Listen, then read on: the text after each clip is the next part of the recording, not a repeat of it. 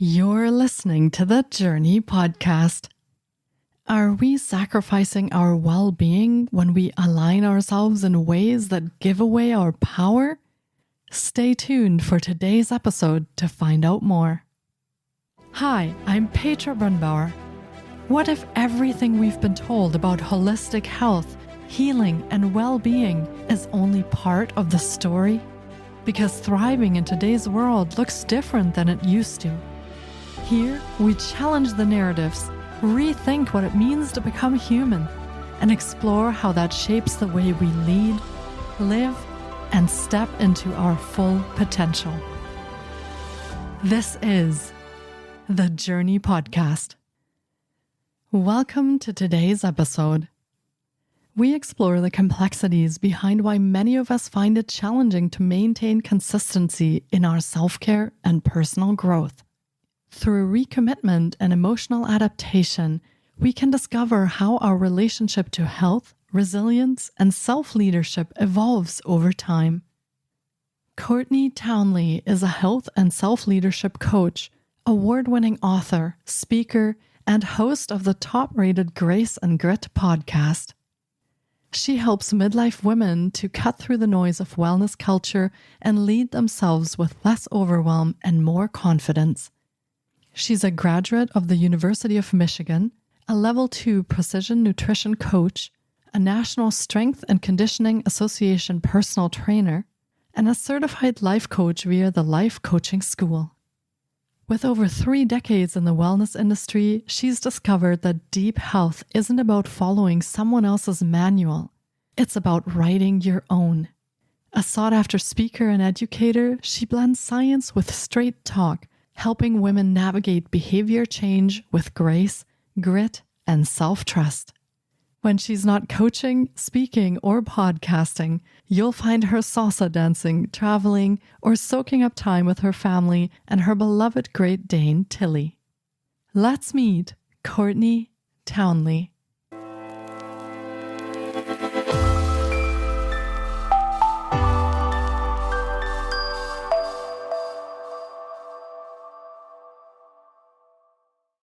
Hi, Courtney. It's so great to have you on the podcast today. I've been looking forward to getting to chat with you because I think we're going to dive into something that I've been wondering about a lot myself, and that is why smart women struggle to stay consistent. And I think a lot of listeners on the podcast can probably relate to that. So thanks for being here today and welcome to the podcast. Thanks so much for having me. I'm really happy to be here. Yeah, I feel this is a really important topic simply because we don't half the time even know what consistent actually means or how that applies to our lives or what parts of our lives. So I'm glad that we're going to be digging into this a little bit more and exploring this topic. And for starters, Courtney, would you like to share maybe a little bit about yourself or the pieces of your journey and story that you feel connect to what you do today? And also share with our listeners what it is that you do today. Sure. I really kind of tell everyone that I'm a self-leadership and health coach. That's the lens that I like to see myself through. I'm also now an award-winning author, which I'm really proud of.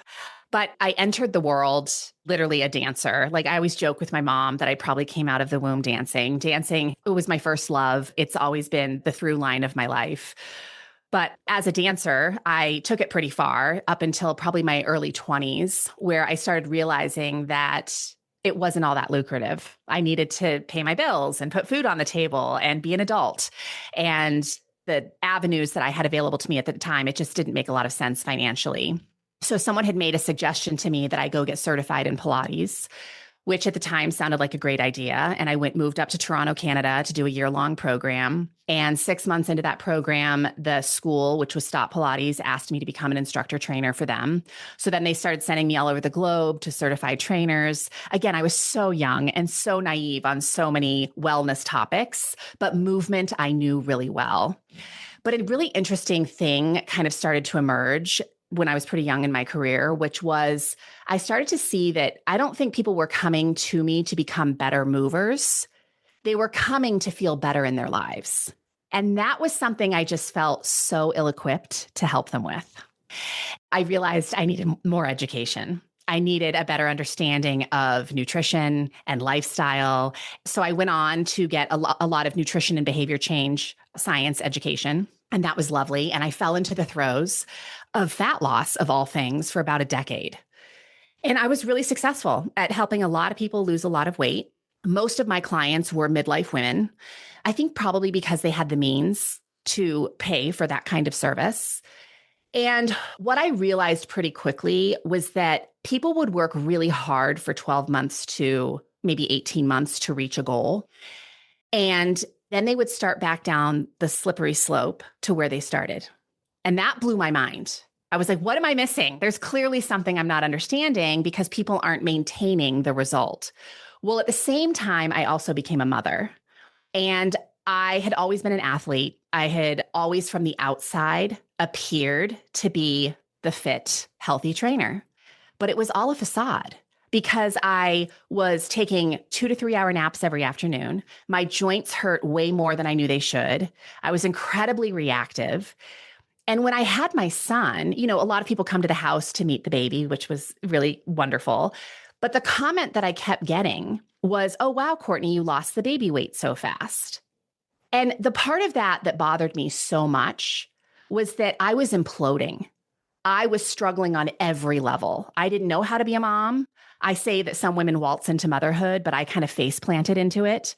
It was not a graceful transition for me. So I think between what I was experiencing as a professional and what I was also experiencing in my own life, I got really pissed off. I got angry about what are we doing? What are we telling people health really is? A look? Like if we just reshape our body and if we just look a certain way, we're healthy, that's craziness. I started to get even more education about mindset and emotional capacity and all these other elements that really make a whole human, not just focusing on the physical component of health. And I took a leap in my business of really transitioning the conversation. I moved completely out of fat loss, but I wasn't willing to move out of health. And I think that was confusing for a lot of people because a lot of people just always associate fat loss with health. And I wanted to have a bigger conversation. I wanted to really talk about health as stress management. And there's a lot more than just food and exercise that contribute to our stress bucket. And I also want to talk about fortifying the stress bucket itself, because for women, especially in midlife, we're losing the very hormones that help us to stay resilient. And that's such an interesting combination. We're carrying more stress than we've ever had, and we're simultaneously losing our natural resilience to supporting stress. That I just got wildly passionate about, and it led me into creating courses and curriculum around self-leadership in the health arena. And the thing that I always tell people is that largely the wellness industry sells once-in-a-lifetime transformations. Like that's still out there, especially if you spend any time on visual platforms like Instagram, Facebook, we see that all. But health is not a once-in-a-lifetime transformation. It is learning how to navigate a life of transformation. So where's that education on navigating a lifetime of transformation? And so that's what I really do now is I help women to build the skill sets for navigating a lifetime of transformation. Maybe that is having to work through a diagnosis of some kind. Maybe it's going through menopause. Maybe it's a career transition. But how do we stay true to ourselves? And how do we stay healthy as a whole human in the transition of those things? Amazing. Thank you for sharing all of this and a little bit of your own journey through this, because I think what we see out there online can be just so, I want to say, disappointing because we're measuring ourselves up to whatever we see out there all the time, right? And to hear some of that honesty and your own courage to share some of these behind the scene things that happened for you, I think it gives, especially us as women, a little bit of that permission to just say, hey, take a step back, right? Because that's part of the stress bucket too, is always trying to keep up with whatever is out there online that we should look like, should feel like, should do, should sound like. There's a lot of pressures on our lives as well that affect our well-being. So thank you for sharing that. And I'm so glad that you're kind of very honestly sharing this now. I feel that there's a lot of things that we start, and be that as entrepreneurs or as new parents or in a weight loss journey or whatever it is, But if you check back in 6 months down the road, 8 months down the road, as you said, a lot of those things don't stick. So I find it fascinating that you ask yourself those questions, because I think those are also questions that many of our listeners might have. And certainly that I have about my own life is, why don't these things stick? Because most of the time we know we need to lose some weight for better health, or we know we need to reduce stress for better health, or we know we could maybe work on our emotional intelligence to be better leaders or better creators. But somehow, despite having all this knowledge and this wealth of information available, there is a gap between putting this into our lives. I'm very curious where you stand on this. How do you look at this? Because you work with a lot of clients where I'm guessing this is exactly the case. So where do you start on this whole thing of consistency? And what's your perspective on that? Yeah. First, let me say that I'm so passionate about the conversation of health because I've been in it for 30 years. But the same skills that we use to become more consistent with our self-care are the skills that will help improve any area of our life. I just happen to choose entering the gateway through health. And I also think health is what allows us to show up in all those other places. So I think it's a great place to start. But ultimately, I think the reason we struggle with consistency is, number one, we don't define consistency for ourselves. Like, we kind of delude ourselves into thinking that consistency is doing the same thing over and over every day for the rest of our life. Well, that doesn't sound fun, right? So we kind of get tired of it. We get bored. We go through seasons where stress is higher. Maybe we're dealing with a sick parent, or we're dealing with young children, or we're dealing with really big stressors at work. And if we're unwilling to alter our strategy, of course, we're going to create a lot of unnecessary stress. So I think often we have unreasonable expectations of what consistency is. And we struggle to have practices of realignment. We make a commitment, but the commitment's the easy part. Making a commitment that I'm going to exercise 6 days a week, starting tomorrow for an hour, each time. That's easy for me to say. But actually showing up every day for those 6 days, that's a recommitment every day. And that's something entirely different. I think it's definitely having practices of realignment, which, because I always say to my clients, every successful human I know, no matter what they've been successful in, has been misaligned so many times. But what differentiates them between people who can't seem to get to where they want to go is that they're quicker at the rebound. They're quicker at resuming. They're quicker at making one decision that turns them back in the direction that they wanted to go in. I think it really boils down to our expectations and our realignment, our practices of realignment. It's really interesting that you say that, because I'm hearing a lot, especially during these times, about realignment, right? Coming back into balance with ourselves, coming back to our center, finding our connection to vision and purpose and joy again. I agree with you that I think all of these things are at the center of whatever else ripples out into our lives, right? Whatever else we connect to this realignment that you are describing. I think that literally our health, the way that we create abundance, the way that we lead, the way we show up as parents in our relationships, right?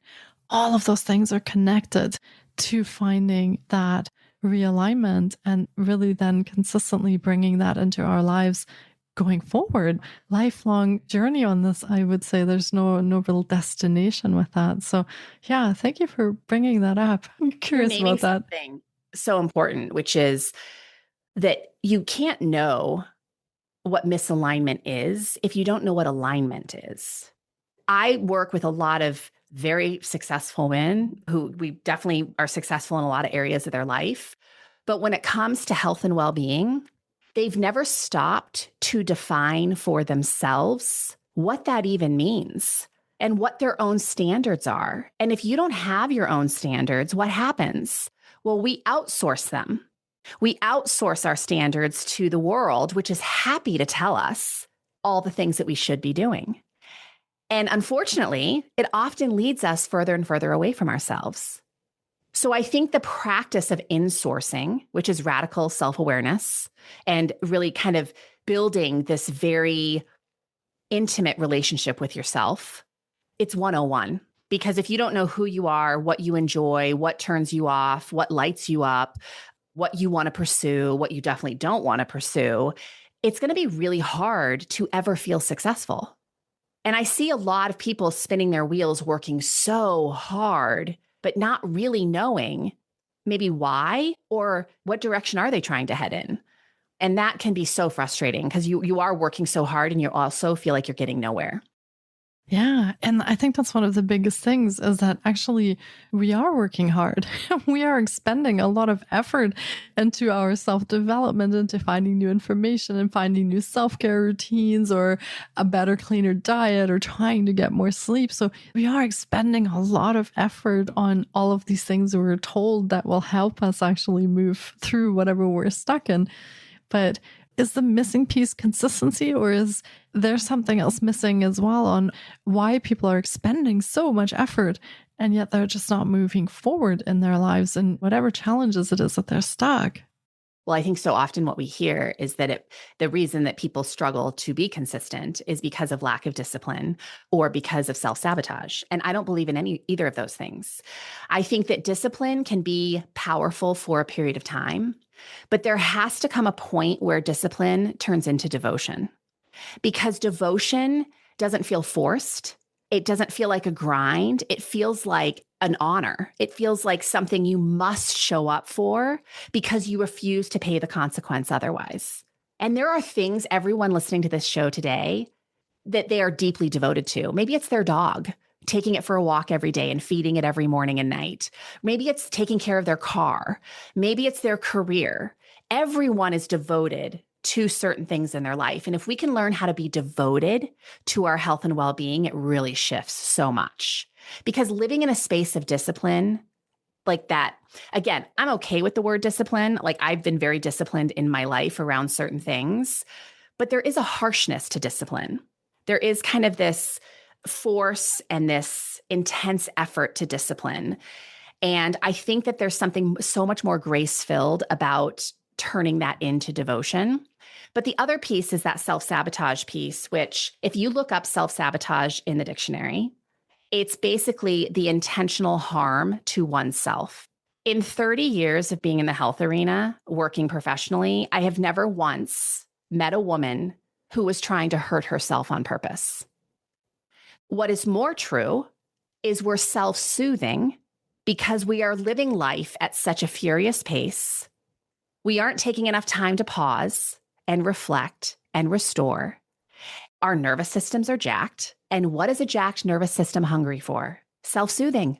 You wanting to eat chips at 10 o'clock at night, or you throw all your good intentions out the window after 3 o'clock. That is more a testament to how you're living, not who you are as a person. And if we can address the how you're living part, man, do things change. I can totally see that. Even as you're describing that, I can feel what happens in my body when you say discipline. And I can feel what happens in my body when you say devotion. Okay, so on the discipline, I feel really punished, that I really need to punish myself into these things that need to happen.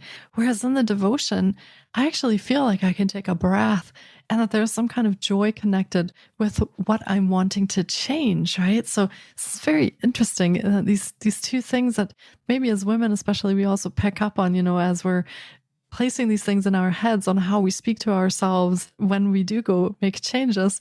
And a lot of that negative self-talk, I feel, comes through in, oh, why can't you just do that? Or why can't you just be disciplined enough to get this done? So very different feelings, even just as you are sharing those little bits about it. Yeah, absolutely. Yeah, and the nervous system, I feel it's such a huge part of that too. And so many places that we're not even aware of that our nervous systems connect to, and that's what we're actually affecting when we are soothing with some of these coping behaviors, that's just what we're looking for. Do you find that there's a place in this with your clients for, self-love or self-compassion or self-forgiveness or however people want to position that? But do you feel that sometimes we are quite harsh with ourselves when we are trying to affect these changes that we're making in our lives? Hands down. I mean, I think the self-narrative is one of the biggest barriers to our ability to keep showing up. Because what happens when we get misaligned is we start making it mean terrible things about ourselves. And then when we make it mean terrible things, what do? We want to self-soothe.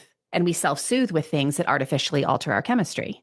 So it creates this horrific spiral effect that just keeps us in a space of stuckness. So self-narrative, that I would say, is a massive piece of the work that I do with my clients, helping them to start talking to themselves and about themselves in a way that aligns with what I call it their power vision. And a power vision is simply finishing the statement, when I am standing fully in my power, I am a person who what? Like, how do you care for yourself? How do you dress? How do you talk about yourself? How do you problem solve? Write an essay about it, like just purge on a piece of paper. And when you start living in alignment with that vision, things start feeling so much better and you start needing less self-soothing because you aren't so dysregulated. I think that's a really powerful part of getting clarity on, yes, the type of person that you've been moving through the world as, and do you want to keep moving through the world as that person? Now, there's probably qualities of you that absolutely we want to retain because there's parts of ourselves we really like and love. But that self-love piece is interesting because I used to use the phrase self-love a lot early in my career. And I felt like women, it was almost like there was a disconnect because they felt so far from it. Like, I have no idea, Courtney, what loving myself would feel like. And so I learned pretty quickly to start with an easier entry point, which is just self-respect. Because most of us, maybe not all humans, but most humans move through the world respecting other humans. I don't know you, but I showed up on time for the interview because I respect your time. I speak nicely to you because I respect you as a human. There's a level of kindness and attention and intention that comes from respect. What if you apply just a little bit of that to yourself? I deserve a little time in my own schedule. I deserve a little pause to reflect about the things I'm doing well and the things I'm not doing well. Like, self-respect is a much easier gateway for most people than self-love. And of course, what happens is it usually evolves into self-love. And you're right. The words you use, the self-forgiveness and self-compassion, all of that is a part of it. Because the self-compassion, I think, is especially difficult when you have spent a lifetime dictating to your body rather than partnering with your body. And of course, I want everyone to partner with their body. Your body has always been for you. If you think about it, it's been the most loyal friend you have ever had. No matter how you've talked to it or treated it or punished it, it has shown up for you every single day since the day you were born. That deserves a little respect. Wow, that is so beautifully said. And I'm just thinking that very often when life gets complicated or challenging, our body really is the only thing we have control over. And that's where a lot of that control comes from, I think, right? When we're struggling with a lot of external circumstances or difficult relationship patterns, financial strains, health challenges, whatever you want to throw in there, usually our body is really the only thing that we have control over in those times. So I can see how over the decades, we take out a lot on our body, and consciously or subconsciously, right? It ends up there. So, and the wild thing is, it's hard to hear this, but it's also such a gateway to freedom to hear this, that we are so responsible for a large quantity of our suffering because of the meaning that we're putting on things. When my weight goes up a few pounds, what's the meaning that I put on that? When I'm tired in the morning and I don't have the energy to show up for my day in the way that I really wanted to, what's the meaning that I put on that? Because a lot of people are putting the meaning on my body's failing me, right? My body isn't doing what I want it to do. Something's wrong with my body. Okay, no, your body is doing the best it can with the inputs that it's getting from you. So maybe we need to just change the question. How can I better support my body? Because clearly it's not getting the support that it needs. That's something totally different. And yeah, I think that that's a big reframe for how a lot of people have been thinking about that. And the other thing is, a lot of people listening might hear that and say, oh yeah, that makes total sense. And I've heard that before. But have you practiced it? Because there's a difference between hearing it, knowing it, and practicing it. And of course, all of the beauty and the benefit is in the practice. yeah, absolutely. You know, what pops into my head as you're sharing this is that I think one of the places when we put this into practice, there's a lot of guilt that comes up for actually spending time on ourselves or for taking time out of the day, caring for others, for example, and putting that time on ourselves. So I find, especially as a woman, there's just a little bit of that guilt where, oh, do I have the right to even do this for myself? Or is this the time now? Or is there someone else that needs me right now? Oh, well, I don't know if I should take this nap right now or this half hour at the gym or whatever it is that I feel I need. Do I have the right to put my needs first? So that for me, I can see how maybe there might be a little bit of conflict or resistance around that when we're trying to implement that, right? Definitely. And I think this is where like the ultimate skill we could be teaching anybody is self-coaching. Like, yes, people work with me as a coach to learn the skills, but I always joke that my job is to work my way out of a job. I want to coach you so well that you then start coaching yourself and you just kind of feel like, I don't really need Courtney this week. Awesome. That's what we're going for. And a big part of that self-coaching is learning how to talk yourself into the work rather than out of it. Because the reality is you always have both arguments available to you. And the argument that most of us are very stuck in is why I can't do it, why I shouldn't do it, why this isn't convenient, why this is hard, why I'm not a good fit for this, right? And all that's doing is giving you 1,000 reasons to not show up.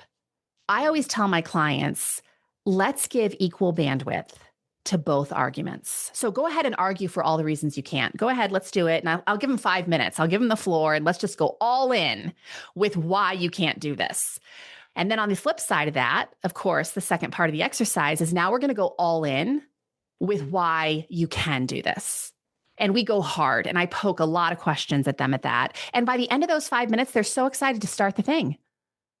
And we just, again, it's not because like a lot of people use that phrase, I'm just someone who doesn't go to the gym. I'm just someone who doesn't eat well. I'm just always been someone who struggles with my weight. No, you have practiced a certain set of behaviors for so long that you think that's who you are.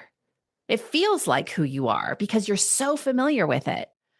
At any point, we can change that identity by practicing new things. Is it messy? Is it uncomfortable? Is it Yes, it's all those things. But what's the alternative? To stay where you are in a space of stuckness, in a space of frustration, no forward momentum. Whereas if we lean into these things and we learn how to start talking ourselves into the work, we actually start reaping benefit on the other side of that, which also makes us want to keep doing it. And that's the whole goal. It is like that. Again, it goes back to that self-narrative piece so when a client comes on a call with me and my clients always make commitments to themselves at the end of every call. And when we meet up again, often I'll hear, I didn't do the thing, right? And my first question is, okay, well, why not? And then they'll give me, the reasons that they didn't do the thing. And I'll say, well, do you like your reasons? And that kind of makes people really stop to consider. And I'll give you an example. Like if my best friend comes into town tonight, who I haven't seen in 10 years, and she brings a bottle of wine, even though I said I probably wasn't going to have a glass of wine tonight. Am I going to have a glass of wine and tomorrow like my reasons? Probably. Now, I'm still going to have consequences. I'm probably going to have a little bit of a headache. I'm probably not going to sleep that great tonight. But did I like my reasons for having that wine? I did. I'm willing to pay the price. But the difference is if every night I'm coming home to have wine because work is so stressful, and instead of dealing with the actual stressor, I'm numbing out, do I like my reasons? No, I don't, because I'm just hiding from the real work, which is solving the stressor. And so from the outside as your coach, I have no idea why you do what you do. Only you do. So I can ask you really good questions, but your results are only going to be as powerful as your honesty. And if you want to lie to yourself or you want to lie to me, it doesn't hurt me, right? But why aren't we radically honest with ourselves? That's the important thing to start examining. So that self-coaching piece is everything. Yeah, I can see how that fits in there. And I'm thinking about those things of whether I like my answers or not. And half the time, really, that there's a lot of self-responsibility attached to that, of being able to be honest with myself, looking myself in the eyes in the mirror and say, okay, what is your part in this? And where are you actually stepping up to this? Because it is sometimes that simple. So thank you for bringing that up. I find that as a fascinating piece, but maybe also very challenging, right? When so challenging. For the first time in our lives, maybe we are taking responsibility for the things that went well and didn't go well. So yeah, this can be a challenging part of our journey. It can be so challenging. And obviously, I mean, my company name is Grace and Grit. So I'm a huge fan of grace. I always think of grace and grit as ends of a spectrum. And I have never seen living on an end of a spectrum to be healthy. So if you're always giving yourself grace to bow out of something, it's almost to the point of stagnation. And that's not healthy. But I've also worked with a lot of women who grit to the point of self-destruction. And that's not healthy either. So it's like finding the middle ground. And to what we were speaking to just a second ago is I think that grace can often be like disguised for an excuse. So I always say to my clients, like, is it an excuse that you're dressing up as grace, or did you really extend yourself grace? So when you wake up tired tomorrow morning, do you truly need to not go for your morning walk because it's going to somehow be damaging to you? And maybe it is, because maybe you've been fighting an illness and maybe you've got a kid that's extra needy. And there's a moment where absolutely it's grace to not go. But again, if the dosage is so frequent and you keep calling it grace, I'm going to call you out and call it an excuse. And you're using grace to make it sound better, right? I mean, there is, again, there's that reckoning with ourselves. And I truly believe in my heart of hearts that deep health, which is what I teach, I always say I teach deep health, not superficial health. And deep health is really learning to like who you are and what you do and why you do what you do.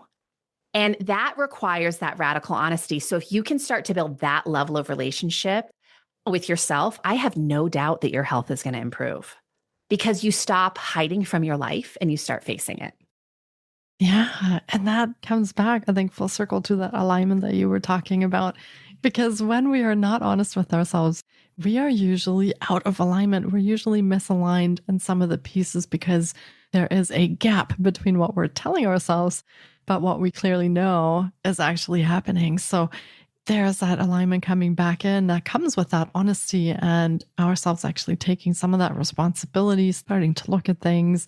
And I feel alignment really follows from those things. So yeah, that makes a lot of sense to me. Now, you've spent a lot of time working on this. You've been in this space for decades and you've worked with a lot of clients, and you've taken all this wisdom and put it into a book. So share with us a little bit about what our listeners can expect to find in your book, and what is your connection, personal connection to that book? Why was it so important for you to bring this all together for people to be able to read?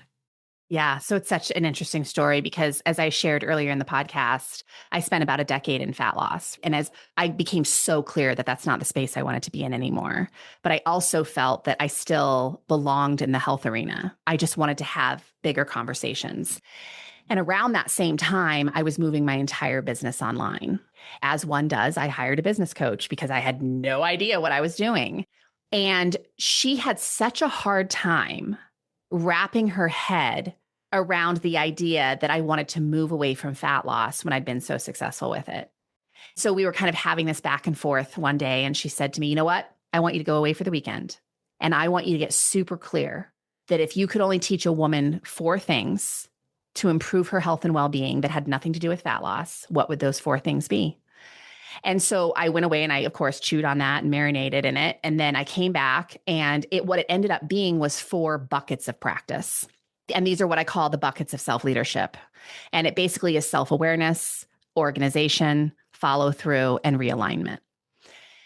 Once I got clear on that, like everything lit up like I was so excited to be teaching this. My one-to-one clientele had gotten kind of maxed out, and I started to run this group program called the Consistency Code. Taught it for 10 years. Finally got to the point where I was like, okay, this should really just be a book, because I've been podcasting, I've been teaching this course, I've been working with my one-to-one clients, and what a gift it would be to just have it wrapped up in this little 300-page package where it's just easy to digest. That's what compelled me to write the book, is it had been such an integral part of my teaching for the past decade. So I wrote it. And really, the book's divided into 3 parts. The first part of the book is all about the way that we're sold wellness and why that's such a problem. I call it the lies we've been sold. And then I go into helping the reader to really reframe health and well-being. And then I go into the science of behavior change. And then the second part of the book is the code. So I go into those 4 buckets of practices in deep detail. So there's so many exercises I give people to walk away with. And the end of every chapter, because I'm a coach, what do? I give people a lot of great questions to start asking themselves. Because again, that's my goal, is I want you to be asking yourself these questions. And then the end of the book is just kind of tying it all together. So the book came out in November. And we just won an IPPY award, which I don't know if you know anything about publishing, but an IPPY award is for independent publishers. It's people can submit from all over the world. They get thousands of entries a year.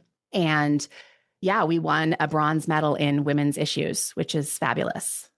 Congratulations. I know that's no small achievement, and pouring your heart and soul into this book and all the experiences that you have gathered.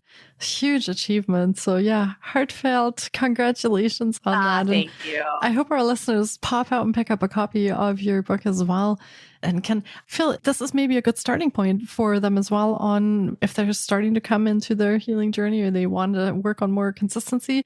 Would your book be a good entry point for that?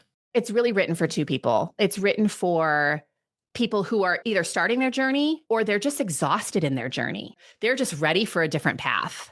And that's largely the group I work with. But the other group is for the helpers and healers. I have a lot of people in my community who are therapists and physicians and coaches and trainers and all the things. And I feel like this book gives them a way of sharing the behavior change piece with their clients, so they can focus more on the skill sets and the learning that they're there to give, the education they're there to give. I always use the example of, like, if you went to a physical therapist, obviously they're going to give you, while you work with them, they're going to have a set of exercises for you to do each time you go. But at some point, you're going to have to take the ball and run with it. They're not going to be in your pocket the rest of your life. Same thing with a nutritionist, same thing with a therapist. There's absolutely a time and a place to work with the helpers and healers. That's why we exist. And there's also the truth that if we don't learn how to administer that on our own, to me, it's like a loss of personal power. And so the book, I think, helps the helpers and healers to give that power to their clients without necessarily having to teach it. It's just giving them a great resource for it. Amazing. And we'll, of course, make sure that we link to your book in the show notes. So listeners, if you want to find out where you can get a copy, I'm sure it's on Amazon and all the places you can find books. Yeah. Yeah. And they can just go to theconsistencycode.com and it'll show you all the places online you can buy it. Yeah, amazing. Now, if our listeners are really curious, Courtney, and maybe we've struck a nerve a little bit along the podcast episode with some listeners being in some challenges, stuck somewhere, or as you said, maybe they're just really exhausted of having to struggle in things. How can they connect with you? And what kind of programs, services, events, what do you offer for people to actually start dipping their toes into this? Yeah. So the best place to find me is graceandgrit.com is my website.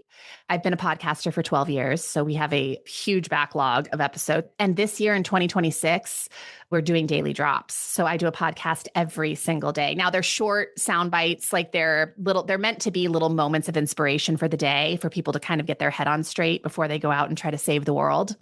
So the podcast, you can find that there. You can find my membership program, which is called Rumble and Rise, which is basically a space where each month I teach one of these self-leadership skills.